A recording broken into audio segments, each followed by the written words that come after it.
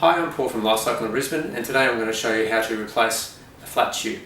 First, once you've made sure that the tyre is completely deflated by pressing down on the pressure valve, then from there you need to grab hold of your tyre levers and start the opposite side to the valve at a point of one of the spokes, and then moving along to the next spoke with your next tyre lever, and again hooking under the feet of the tyre, and you'll see that it simply starts to come off. There are a number of ways we can do this, simply by sliding around the tyre, or you can simply lever at each spoke point. Either way, that will get the tyre off quite effectively.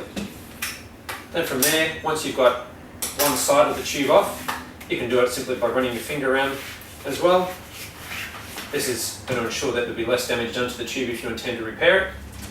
You can simply flip it over and look for where the valve is and go to the opposite side, and then it should be fairly easy to peel the whole tyre off. So you simply just peel it off, and then you see that the tube should then drop out of its hole, and then you're ready to inspect the tyre. Just place the wheel to the side for the moment. Then it should be quite simple for you to peel the tyre out. If the tyre's been in there for some time and maybe never been changed, it may be a little sticky, but just pull it through.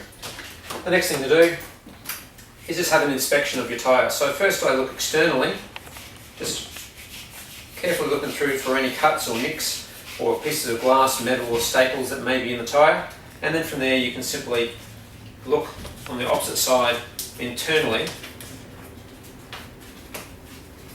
And this is quite easy with a foldable tyre. If you have a beaded tyre, you'll have to sort of take a little bit more effort. So I can simply reshape it, and then we're ready to go again. Once we've got our new tube, we can place a little bit of air in the tube, just to make sure that it's holding its shape so it's easy to fit into the tyre. So again, we re-grab our wheel, place one side of the rim into the tyre, and then just again working your way around the rim until one side of that is on.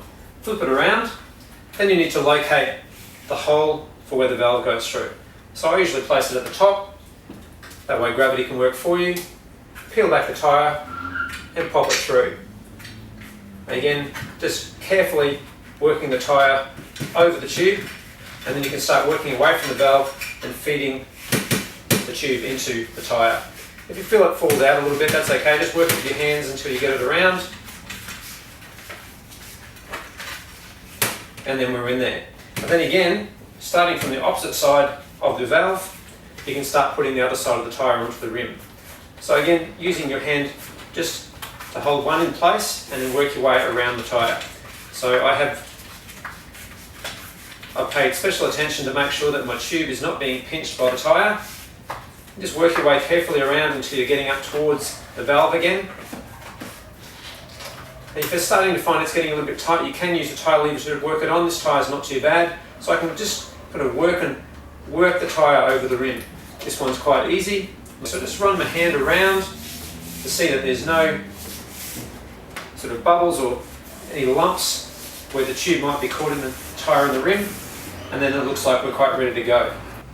Of course, once you replaced your faulty tube, then there's several ways that you can pump the tyre up. One, you can use a floor pump, like we have in the background here.